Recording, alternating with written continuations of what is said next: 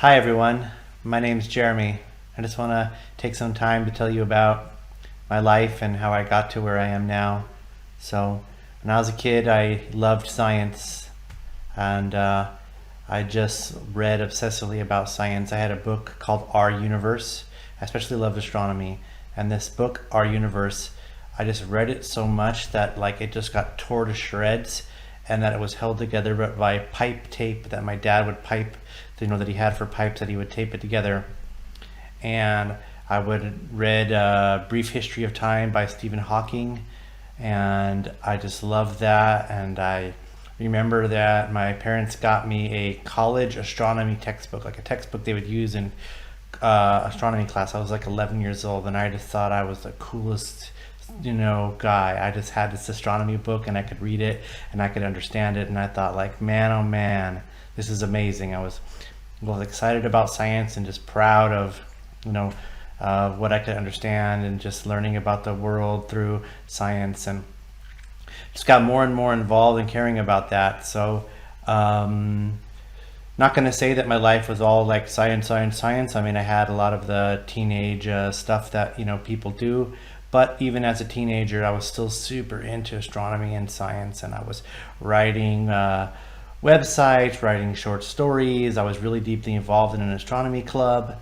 there where I was near. I'm going out every weekend and doing star parties, and had a telescope and looking at the moon and planets, and teaching. Even had program for teaching kids about astronomy. I was super duper into it. And meanwhile, my whole life, I wasn't raised to be religious. I didn't have any sort of faith background.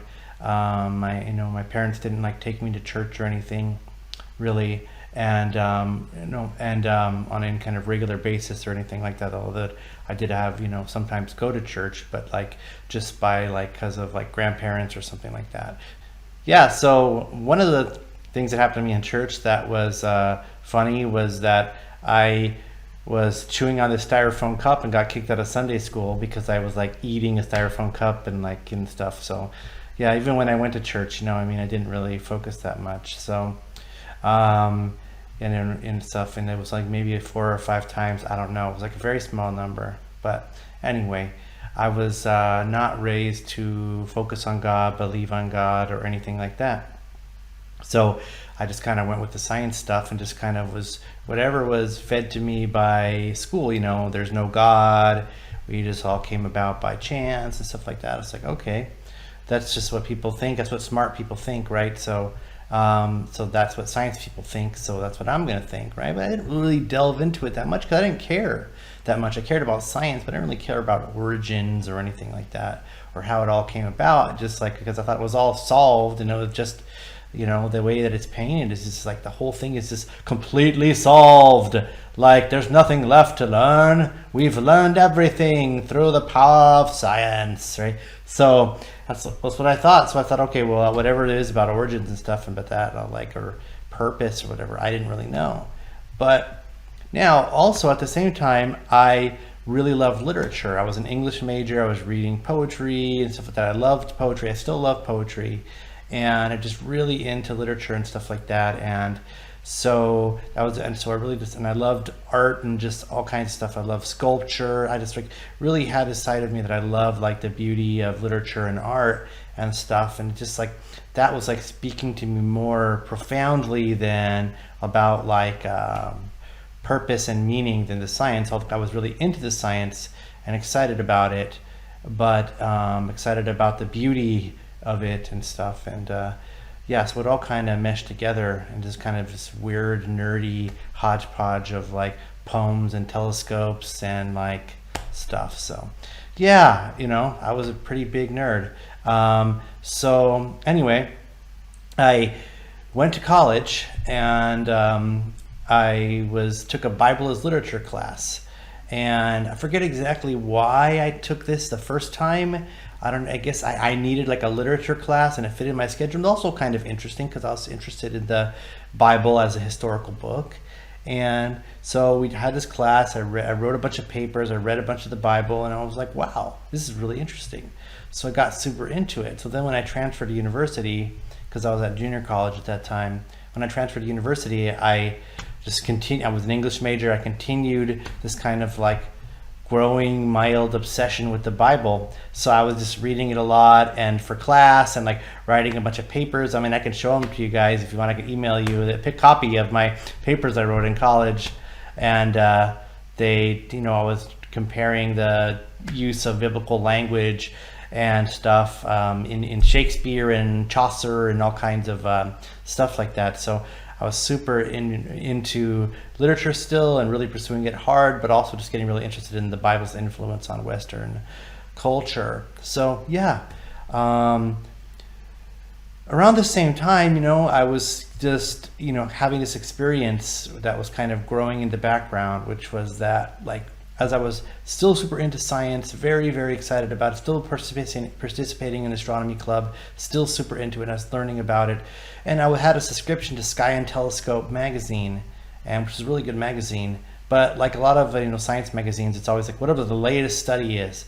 And like I remember there was an article that said something like, cosmological constant wasn't wrong. Okay, so cosmological constant is this thing that Einstein theorized about, that was like something because that he didn't, he was doing his relativity theories and stuff before the discovery of the expansion of the universe and all that by Edwin Hubble and stuff. So there was like a way of like there'd be able to be a static state universe beforehand. So that's probably not doing that situation justice for all the science people out there. But yeah, so but it was this paper, and like, some new physicist theorized that maybe Einstein wasn't wrong about the cosmological constant, and it was like, just, you know what I mean? It's something that had growing in the background in me that it finally dawned on me one day. I remember exactly where I was. I went to UCLA for my and I transferred there, and I was sitting in front of this big like bear, like a statue near the student union. I was sitting there reading this, and I just thought to myself, these guys have no idea what they're talking about.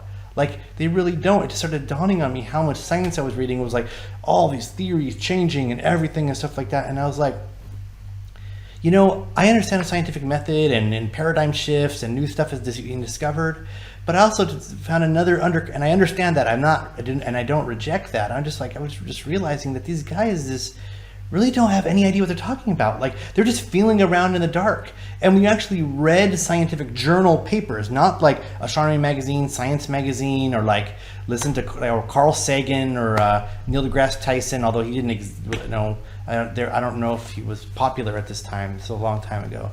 But that kind of pop science stuff, just like everything is solved, we figured it all out, we know everything, boom, boom, boom, and the age of don't even start about the age of the universe. The age of the universe was constantly changing when I was a kid. 13 billion, 15 billion, 17 billion, 10 billion, blah, blah, blah, blah, right? It was always changing. And that's fine that they discover new things. I understand the scientific method, y'all, so don't even comment about that in the comments, okay? Like, I understand.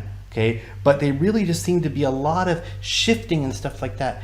And it just dawned on me one day. It's like, they don't really know what they're talking about. These guys may be the best source for like, understanding reality as we can from like an empirical perspective. But, on the other side of my life, I was experiencing this life and beauty and poetry and literature and stuff like that. There just seemed to be this other reality. And I'm not saying scientists can't be artists or anything like that. I'm just saying that there just seem to be two streams of this kind of like very, very, very philosophically committed empirical materialism, that like nothing exists beyond what we can see, and the only best thing we can hope is to feel around in the dark. And you'd read the scientific papers, and they would admit this. They would admit that, the evidence is not good here, the evidence is not good here, the evidence is not good here. But then you'd get it like in Sky and Telescope, and it'd be like, everything solved. But then like the next week it'd be solved in a different way and stuff. And I was just like, you know what? This stuff is not reliable for making like choices about meaning, right? It may be the best thing we have for understanding reality as far as we see it, right? But I just had this growing feeling that there was more to reality than just, what you could materialistically prove, or empirically demonstrate through collection of evidence. And I felt it very strongly. And so I was just like, you know what? These guys don't know what they're talking about. Look, I love science and I love figuring out reality, but you know what? I completely abandoned materialism, right? This was before I believed in God, okay? Just to prayer. I abandoned this kind of like, this logical, logical positivism it used to be called, or whatever, just whatever term you use for like this kind of thing of like, there is no God, there is no reality. I mean, just everything has happened, by random chance, and here we are, and nothing exists beyond what we can see, and stuff like that. So I abandoned that. Because it's like, you know what? I didn't abandon science. I still love science and loved science after that point. I just abandoned like mixing in science with my search for, meaning and purpose in life. So, but I continued that through literature. So I was just reading, literature and for all my studies and stuff. And I remember another time I was at UCLA, I was reading the Bible. You guys can see where this is going, right? So I was sitting out there reading the Bible after I had that experience, and I had I had given up on like science giving me purpose and meaning in life for like what is real and what isn't, that there was more to life than just what could be seen. And I was like reading this story, and I was really compelled by stories. I just love to, like a really good and beautiful story. And I was reading the letters of Paul, like Romans or 1 Corinthians or something like that. And I just dawned on me with all these beautiful ideas about Jesus and his identity as a second Adam. You had Adam as the first Adam, that sin came in the world, and then you had the second Adam, Jesus, who came into the world to take away sin. He brought life into the world, back into the world. And I just thought, man, these binary pairs were just so beautiful. You just had like, sin and, forgiveness, and law and mercy, or law and grace, and you had Jesus and Adam, and you had all these just really beautiful, kind of description of the way the balance of reality worked out. And I said to myself, if there is a God, this is his story. And it was just the most beautiful capturing of reality that I had encountered.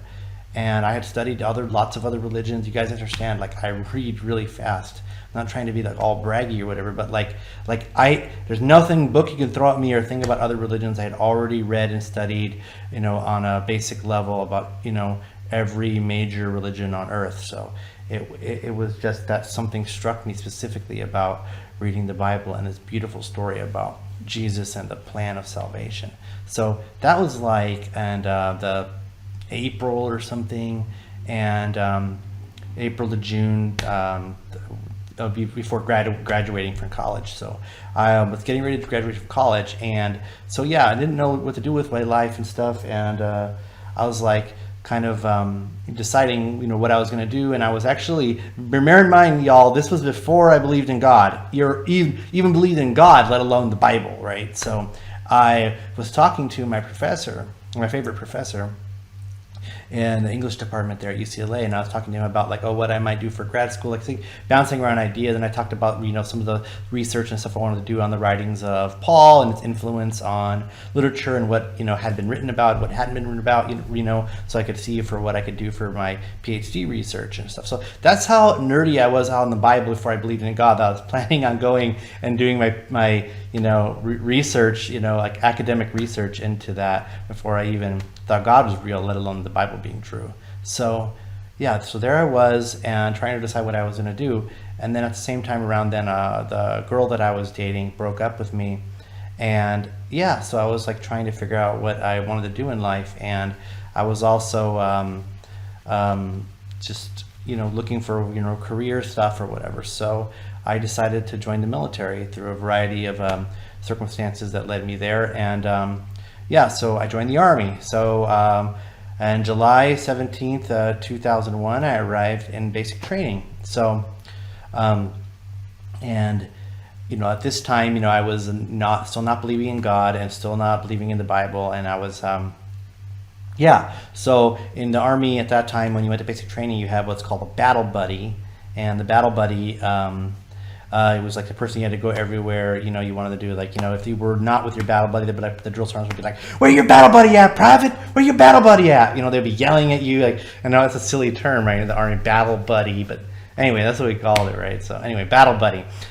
So I went, and we were all lined up in this thing called a training bay, and we're lined up, and they were pairing us off for our battle buddies, right? So we were in line, and somebody did something. The guy was right, and it was like alphabetical order, and they were going like 2 by 2 by 2 by 2. The guy who was gonna be my battle buddy was right next to me. And I forget who it was, and the drill sergeant didn't like something he was doing, so he's like, get out of line, and he was yelling at him and making him do push-ups or whatever, and smoking him, as they called it. So he's smoking him right on the side. So then the next guy moved up, and then they paired me off, and that was my battle buddy. His name was Josh, and so this guy was a Christian. And so he was urging me to go to church, and that's one of the, when you're in the army, and basically even when you're in like very strict situations like basic training, you still get to go to church, right? It's like First Amendment, yay! So anyway, I went to church, and just because it was a way of getting away from the drill sergeants, also because my battle buddy was like, asking me to go. And another thing about the army is that you can only read, like the only thing you can take when you're in basic training around with you to read is this thing called a smart book, and then you could bring a religious text, right? Because they, First Amendment, right? So, so I had this Bible that the Army, got from the Army chaplain, and I was reading that, and my book, the other book called the Smart Book. The drill sergeants would yell at you, be like, "You better get smart, Private One." If you were sitting there doing nothing, they would yell at you to get smart, aka read a smart book. So I had already read and practically memorized this very short book that we don't even mean. So the next, most entertaining thing was to read the Bible, even some of the stuff I hadn't read, like the Old Testament, I read it in the Bible's literature class, but I hadn't read it a bunch. So anyway, I was reading the Bible and going to church, but still didn't believe in God, and was just doing it because basically I was bored, and like I said, I was already interested in the Bible. So another thing that they have in basic training, where I went to basic training, was this thing called Free Day Away. So that a church that was outside of the base there, they had a a thing where they'd send buses in, and you get on the bus and you'd go to church. You'd go to like this big like church thing or whatever. It was like I guess the commander of the basic training place allowed this or whatever, or the chaplain approved it or whatever. So you basically, and your choice was go to Free Day Away or stay with like 4 other people, just you and the drill sergeant. Well, as you can imagine, this wasn't like that tantalizing of a choice. You can go over to the church service and eat your first meal in months that isn't from the Army Chow Hall, and drink soda, which I hadn't drank Coke or coffee, because I only had to drink water for months and months, or a couple months. And so I was like, okay, don't mind if I do, right? So there we go. I'm on the bus. So, and we go to the Free Day Away. So the catch was that, which is, I don't know necessarily if this is like very good for First Amendment rights of, but we basically had to go into the church service. We went to the Free Day Away. And so fine, whatever. So man, I was just grubbing down at this church in like the kind of like rec center place where they have like churches have like a basketball courts and all that stuff. I was in there, they had like all this ham and all these baked beans, and I was just like swilling Diet Pepsi after Diet Pepsi. I mean, like I was just living it up. So I wasn't even like thinking about God at all. And this is like minutes before entering the church. If you would have asked me like, oh hey, are you going to give your life to God today? Are you going to become a Christian? I'm like, no way, dude, no way. What are you talking about? And then you can see where this is going. I go into the church service, right? And I had never really experienced this in my life. I never had any kind of struggle of oh, am I going to hell? Or did I do wrong stuff? No, I didn't really think about that, right? I just did whatever I wanted. And I mean, I tried to be nice and stuff and be good and not stab people or whatever. But you know what I'm saying? I didn't really have kind of this big moral quandary in my life. So this fire and brimstone stuff was foreign to me. I knew it existed. I had read Sinners in the Hands of an Angry God. We had to read that in 10th grade literature. But so I mean, I was familiar with these concepts, right? But I had never really heard any preacher talk about this, right? So the church that I went to when I was a kid was the few times I went was a Methodist church. There wasn't too much fire and or brimstone going on there. So, but there I was in the church, and the guys preaching just crazy, like, you know what I mean? You got to repent, turn, and believe on Jesus and whatever. And this was in Missouri, it was Lebanon, Missouri, not Lebanon. Okay, so yeah, no fire and brimstone, and that was very new and kind of not compelling to me. But so the guy just preaching and yelling, like, turn or burn, kind of. I don't even remember what he said. I wasn't really listening, to be honest. But like, I was being affected. And when I say I wasn't listening, it wasn't because like, I was like, my mom said something else. I was feeling something, and I was just feeling something like drawing me towards Jesus.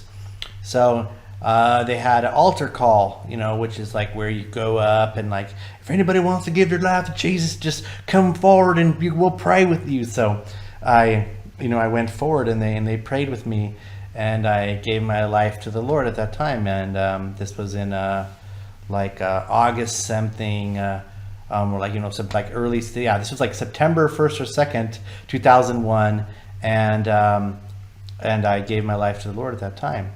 And so yeah, but I didn't really know what to do or whatever. I mean, there was only a few, one more month of basic left, so I went to church or whatever. I just kept reading my Bible, and like, that experience kind of like faded in the background. And then I went to some more training in the Army, and as I met a friend named Mark, and we were probably drinking beer or something, just hanging out, and I was just told him, like, yeah, I had this like weird experience where like I became a Christian or whatever in the Army or whatever, like in basic, whatever. And he's like, well, yeah, I gave my life back to the Lord too, but like we didn't, we weren't like going to church or like doing anything about it or whatever. So then we said, like, okay, let's go to church. So we're like, it was really funny. It was like we didn't know, like he grew up going to church, so like he knew kind of how, but I didn't really know what to do. So, but anyway, I started figuring it out what to do, and then we started going to church. We ended up going to First Baptist Church there in town, and I got baptized and just started studying the Bible, and was the Navigators does the military ministry, so I was getting discipled through them, and just like that kind of sent me on the trajectory that I am here now. So so yeah, I just it was a really obviously a life-altering experience. I mean, my whole reality shifted, and now and that story that I read, that I felt that was the the best story I'd ever read, was now reality and truth for me.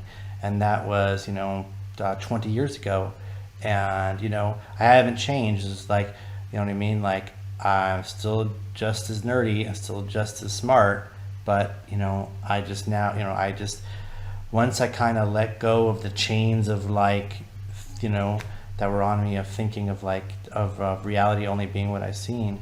And I mean, like, that's where I got true freedom. So there is more to life than what you see. We didn't just arrive here by random chance, right?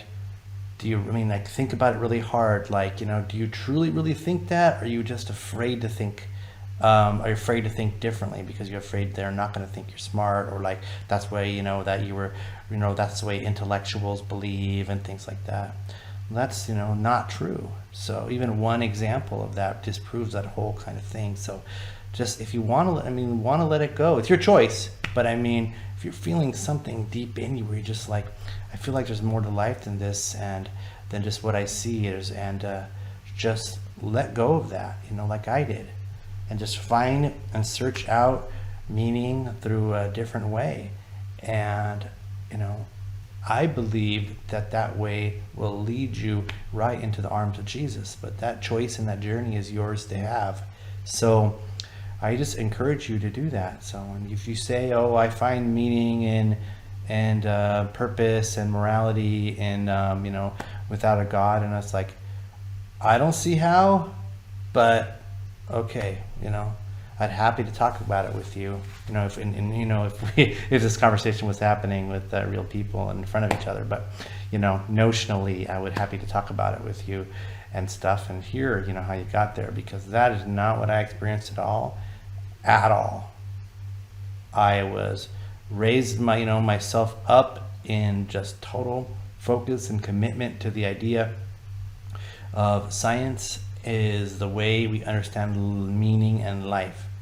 And it isn't. Maybe we understand reality partially, but it's only one tool in the toolbox to understand reality, and that idea is cuts across all cultures. You know what I mean? So it has. Couldn't there be something to it more than just we're trying to make ourselves feel better? I wasn't afraid of anything. I wasn't afraid to die. I wasn't afraid of going to hell. Nothing about fear led me to religion. You know, it was the weakness of science to explain reality's meaning. And it's useless, right? If something explains reality but it doesn't explain purpose, it's how valuable is it as a mechanism to construct your identity, and like to, you know, it's not that useful. It just tells you that, you know, if you throw an egg up, it's going to fall down and break, or like way far away in distant time and galaxies swirl around in a certain way. That's very beautiful and wonderful to try to understand, and I still love it, but it doesn't tell me what's truly real or tell me what's truly valuable. So anyway, I hope this was interesting to you guys, and I'm happy to hear comments on here. So just if you have anything you want to follow up, and tell me I'm wrong. Tell me that, you know, you find meaning and purpose in outside of God, and I'd be happy to hear how you did that. And thank you for listening, and God bless you. His own self for heavenly